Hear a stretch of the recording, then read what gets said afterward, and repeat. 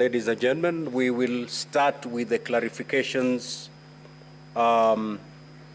sought from the first witness of the National Assembly, Honorable Mutuse.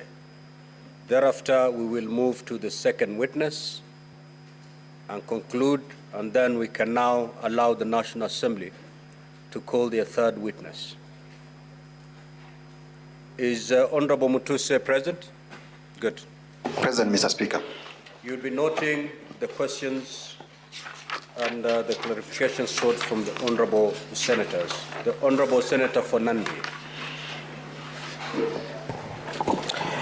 Thank you, Mr. Speaker. Just clarification, but since we had started yesterday with the word of the Lord, I want to leave to my brother Ekomas Mutuse through you.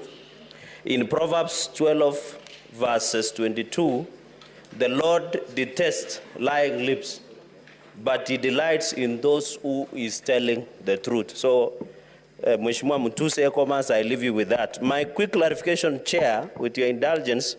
One, by the time you are giving us that the wealth of the Deputy President was 5.2 billion Kenyan shillings that you allege has been acquired for the last 2 years, did you access the wealth declaration from EACC, number one? Number two, under the NCIC Act and in Mudama's case that the courts ruled, is shareholding part of the definition of the word incitement? Number three, in the matter of Kilifi Malindi Road, do you have any evidence to prove whether it is a private or a public road? And if it is either private or public, can you table the evidence or before the House? Number four, clarification on the issue of Justice Esther Maina. Are you telling us that since the Deputy President is the Deputy President of the Republic of Kenya, does he not have a right as a citizen of Kenya not to bring any complaint against any officer, including judicial officers? Finally, on the update, quickly, on 1st October 10, 2024, Cabinet Secretary Mutua. Senator Kajwang. Thank you, Mr. Speaker, sir. My question goes to Honorable Mutuse. Honorable Mutuse, was Treetop Hotel, was it available for acquisition? And if that is so, was there any law of procurement that was breached? Second one, what is the age of these DP's sons? Thank you, Mr. Speaker. Senator Fatuma Dulo. Thank you, Mr. Speaker. My question first goes to the Council on the side of the Deputy President. My question is on attack on the national security. And knowing that national intelligence, Mr. Speaker, is a critical organ of a government. And the attack by the Deputy President is a very serious one. And I've seen the video being played that what the current president said when he was the Deputy President is equal. And I heard also Deputy President saying, I have learned from my boss. Does that answer the question of gross misconduct on the part of attack on the security? Number two, the issue of disinheriting the widow. We've been told a lot of stories here, but I really want to know, because we are Africans, matters of widows are very critical. Have you thought of looking for the family of the late Gachagua, just to clarify so many questions that are lingering around that particular family? I thank you. Senator Beatrice Akinyi. If you're in the first round, honorable senators, allow others also to get an opportunity to seek clarifications. Thank you, Mr. Speaker, sir. My clarification is to the DP's team. On a video that was played yesterday at a relocation point in Nairobi County, I wanted clarification from the DP's team on whether their client is aware that county governments are distinct governments, and if so, Honorable Speaker, did the DP consult with the county government of Nairobi over the challenges of relocation at Kayole? And two, Honorable Speaker, there was a video that was played, either one or two, involving a speech at either rally by His Excellency the President of the Republic of Kenya. My question is, what was the essence of that video? And is it to show that two wrongs would make one right? Thank you. Senator Lelegwe. Thank you, Mr. Speaker. My clarification is to the witness of the National Assembly. Yesterday, during the cross-examination, the advocate of the Deputy President, you asserted that you have identified several companies which you have no issues and to which you do not attribute any misconduct in their dealings. Given this context, could you inform the necessity for including these companies in the present impeachment motion? Thank you. Senator Eddy.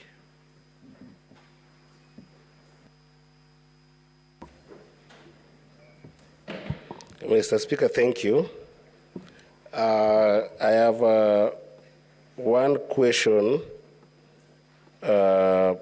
for the witness in chief and one clarity question from the counsel for the Deputy President, and particularly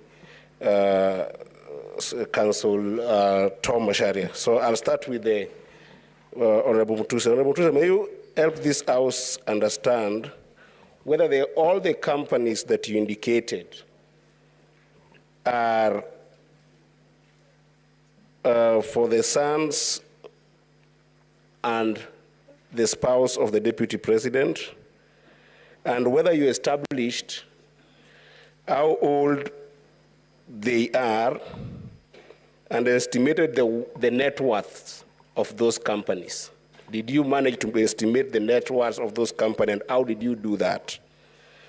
To the senior counsel, the counsel Tom Macharia, in the exploration of ground number 4, you led this House to look at the particulars of the coalition document, the coalition agreement.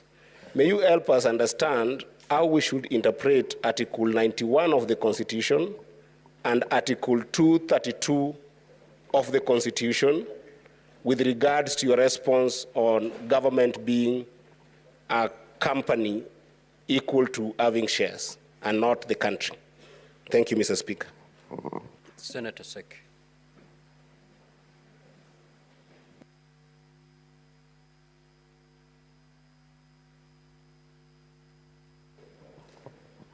Thank you, Honorable Speaker. The question also goes to Honorable Mutuse. I wanted to make a clarification on the issue of Peterson Jomo, the affidavit on the Olive Garden Hotel, on the appointment of Julian Jahenda as the secretarial agent, and the letter to the Public Service Commission through the clerk of the National Assembly by volume 8A, page 1, gives a different person by the name Maka Juliana Jahenda. why do we have different names here? You need to clarify because it has a different person altogether, two different people altogether. Second clarification is on the issue of the award of the tender on the proposed refurbishment of the DP's residence in Karen. Honorable Mutuse, the government, through the State House Controller, signed that contract, wanted to know what is the relationship of this contract with the DP, now that you're saying it has some issues. What's all about the contract and the company that did that refurbishment? We need to know what is the relationship and what is the malpractice that has.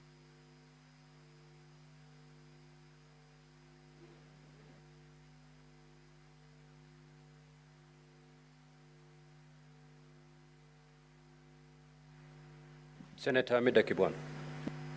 Mr. Speaker, sorry, my question was for Dr. Mulwa. Senator Wakili Sige.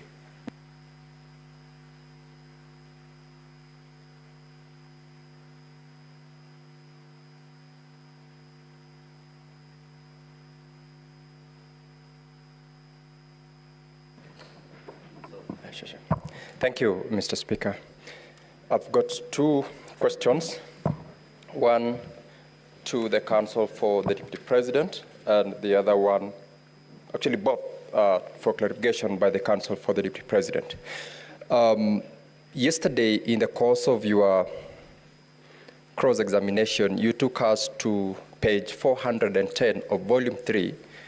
This is with regard to the accusation where His Excellency the Deputy President divulged or accused the national intelligence of what you say. Now, my clarification from you, which I desire, is at that page 410, the evidence which you sought to juxtapose what the President did and what the Deputy President was accused of having done is with regards to one being in office and another one alleging that he's not been able to attend sessions where that complaint came from.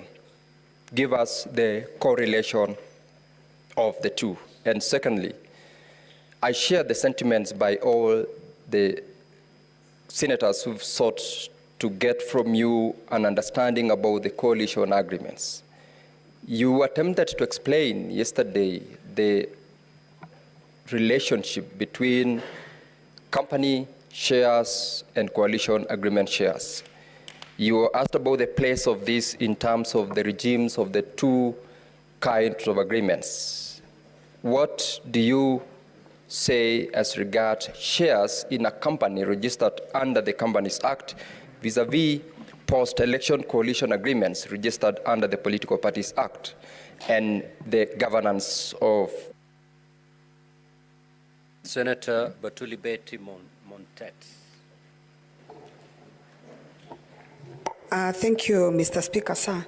Mr. Speaker, sir, I want to ask Honorable Mutuse, is there a minimum age of a client in a bank to get a loan of 700 million?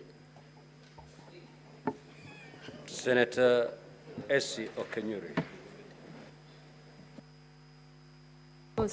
Sorry, Mr. Speaker, my question, I'm awaiting Dr. Andrew Mulwa. Senator Cheriot Aaron.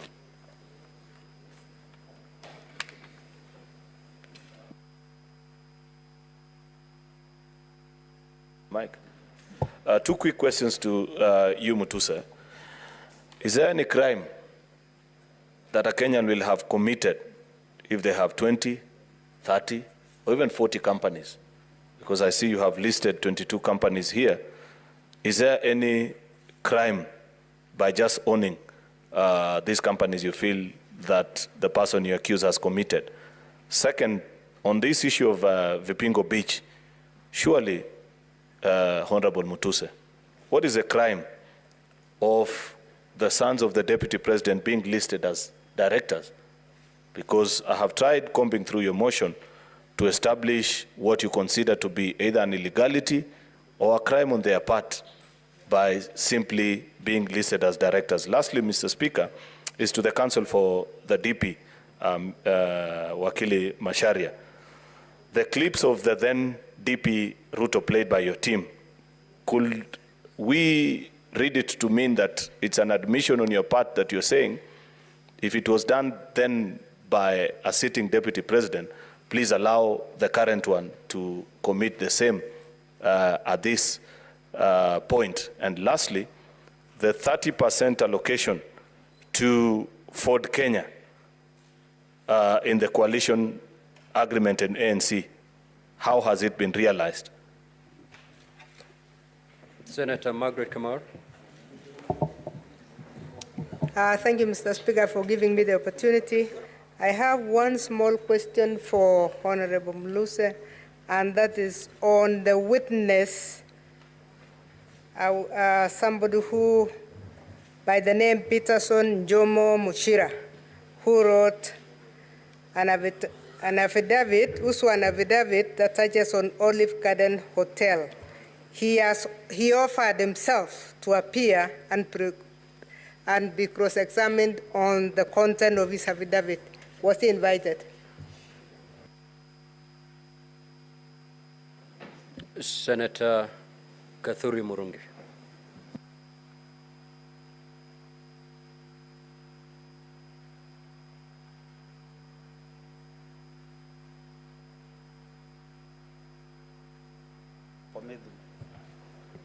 Thank you, Honorable Speaker. Mine are just very strict clarifications. Number one goes to Honorable Mutuse. Honorable Mutuse, in ground 7, you have seen that His Excellency, the Deputy President, has inexplicably amassed a humongous, these are very strong ones, property portfolio estimated at 5.2 billion. So my question is, this is within 2 years. I know for a fact that before an election, any eligible candidate clears himself or herself with the IBC before contesting. Therefore, for comparative analysis, do you have His Excellency the Deputy President's property or worth during the 2022, before the 2022 elections, so that now we can be able, as a jury, can be able to compare and see whether for 2 years, for sure, he has been able to amass this wealth. Number two, there is this property in Meru. Many Meru guys have called me last night asking me whether there is evidence to show that this land is in Meru. The last one is to the councils of the Deputy President. There was a clip which was played here yesterday when the Deputy President made a press conference in Mombasa, immediately after the President did this in Nairobi, 2 different cities. Therefore, I did not get clarity from the councils about this, the question or the clip. So I was really requesting either one of them could be able to expound on that controversy between the 2 pressers in 2 different cities by the principal and the deputy principal of the Republic of Kenya. Thank you. Senator Okoit Omtata.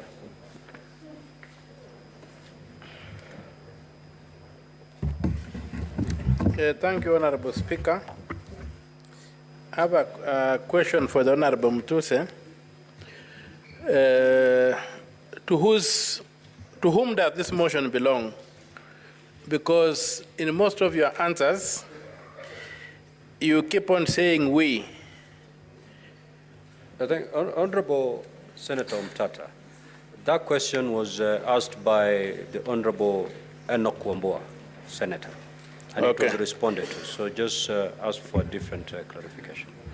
Okay, and other than that, I wanted to ask whether Honorable Mutuse knows the difference between an impeachment motion and a censure motion. And if he does, where does he place his motion? Is it a censure motion or is it an impeachment motion? And what are the thresholds for each of those two motions, if you understand the difference? Thank you. Senator Chute.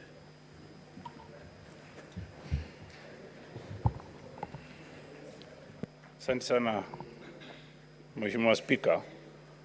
Mheshimiwa Mutuse, ulileta ushahidi hapa mbele ya Senate ukidai ya kuwa Deputy President ako na 5.2 billion. Wewe ni wakili. Na vile unaongea jana unaonekana wakili shupavu. Ulileta ushahidi gani hapa ya kuonyesha valuation ya hii property ya hiyo katika documents yako kuonyesha imefika 5.2 billion. Swali ya pili, ulileta mashtaka 11. Vile unasimama huko leo unaona aibu kidogo kwamba ulilete porojo mingi na mambo mingi kama ukiwa wakili hujafikiria vizuri. Sababu watu wa Marsabit wananiuliza hiyo mtu kweli ni wakili ama ni mtu amekombolewa kutoka huko. Hebu jibu hiyo swali tafadhali. Senator Beth Siango. Now, honorable senators, we are going to conduct ourselves in decorum.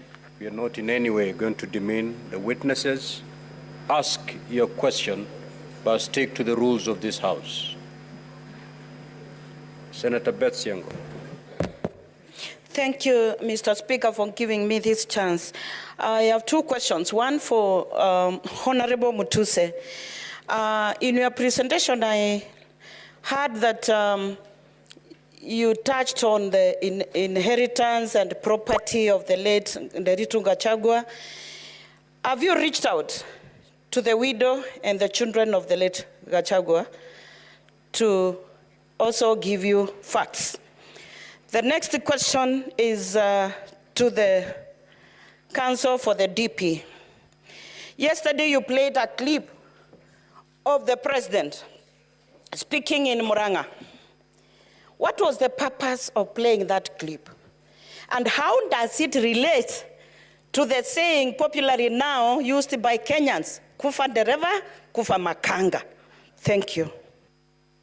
Senator Chimera. Thank you, Mr. Speaker. My question goes to the Council for the DP. I would wish to seek clarity on the documents that they tabled yesterday, being the coalition agreement, which basically informed the basis as to which the DP has been talking about shares. I just want to know whether there is any document that secures shares in respect of the region where the DP comes from.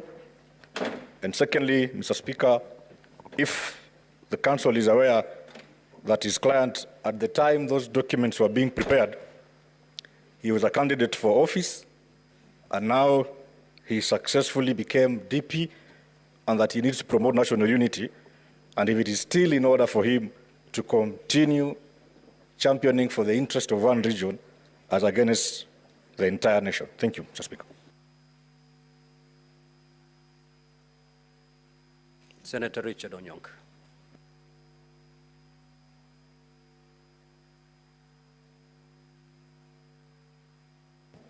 Thank you, Mr. Speaker.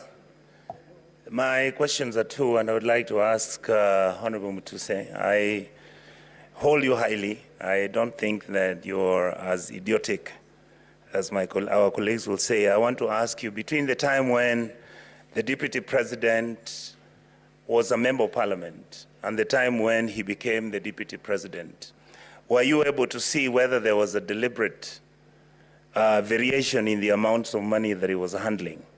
Did you see whether the money that he was handling as a Member of Parliament, for example, changed then to the money that you brought in, where you're saying that there is some money laundering taking place?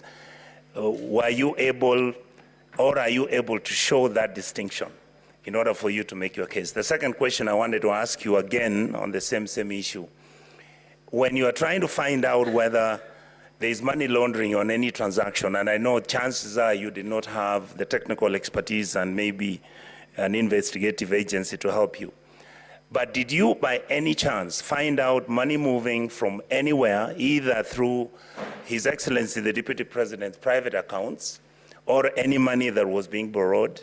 Because I know that one property you've mentioned that it was a loan, but all these other properties that you allege that the Deputy President had purchased, did you link that from money coming from some place or money coming from some illicit, like you say? Because I don't see that evidence on the table. And finally, I want to ask you again, Mr. Speaker, that if you look at the issue of the will of Mr. Gachagua, that is the former governor, did you by any chance get a way to ask either through the wife, the children, whether there was a meeting that took place where they were involved, or whether they were unhappy or happy with the transactions which were taking place? Because there isn't any evidence whatsoever of, for example, the wife complaining or the children complaining. Did you get anything like that which is substantive? Thank you, Mr. Speaker.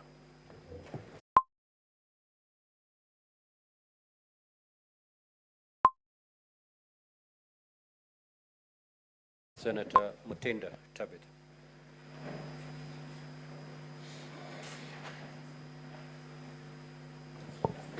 Thank you, Mr. Speaker. My two questions goes to you, Honorable Mutuse.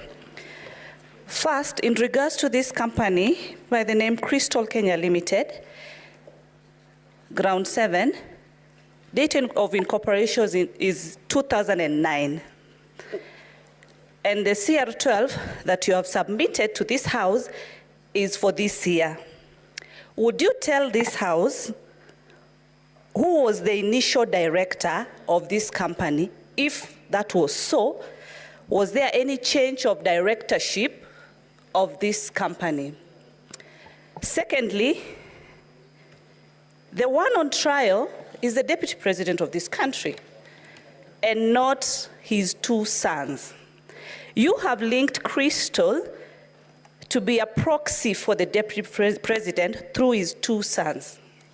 Would you tell this House if you have any evidence that shows that money was wired from Crystal Limited to the account or to any company linked to the Deputy President? Senator Shakil Abdallah.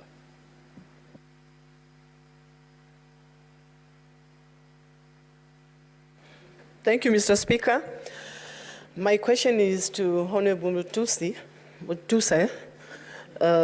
If Judge Maina had filed any complaints regarding the being harassed by the Deputy President. Thank you. Senator Miraj Abdullah.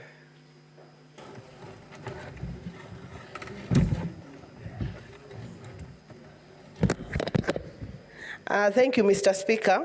My question goes to Mr. Mutuse. Is it your opinion that the DP was talking about enforcing the Kenya Kwanza coalition agreement when he was speaking about the shareholding issue? And the second one goes to the DP side, that we were reminded here of the oath we took when we assumed this institution. Is it in your place to say that your client has breached his own oath even before we make a conclusion? Because we were made to read the third schedule here on justice and directly and indirectly revealing such matters, and the oath of secrecy that His Excellency the Deputy President took. In his utterances, he used to speak about not the Mlima being touched. So in the essence of national unity, don't you think that your client, the DP, or you clarify for us that he has already breached his own oath even before we make a decision as the jury of this House? Thank you, Mr. Speaker. Senator Kisang.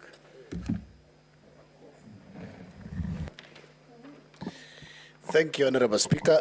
My first question goes to Mutuse and a comment.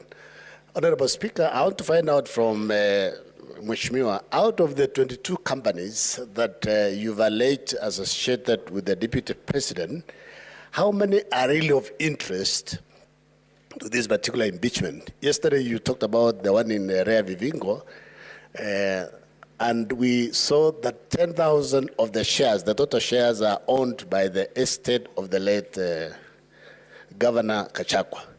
And then a comment, Honorable Speaker, is the clips that were played yesterday on shareholding.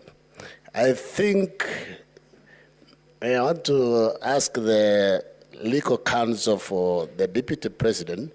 It looks like we didn't stop campaigns after election. It looked like we continued to propagate campaigns because we expected the Deputy President, immediately after campaigns, we stop about this thing of shareholding because... Senator Maanzo.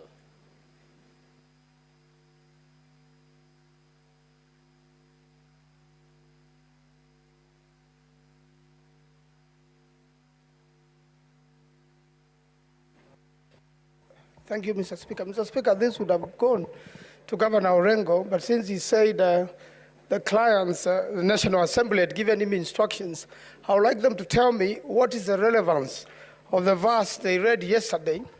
And also, on the floor of the National Assembly, they read a verse that when bad leaders rule, badness increases in a country. And when good leaders rule, goodness increases in a country. Finally, what is the maximum number of companies can an individual participate in under the law? I thank you, Mr. Speaker. Honorable Mutuse, you may now... For this opportunity. I have, from the questions that have come across,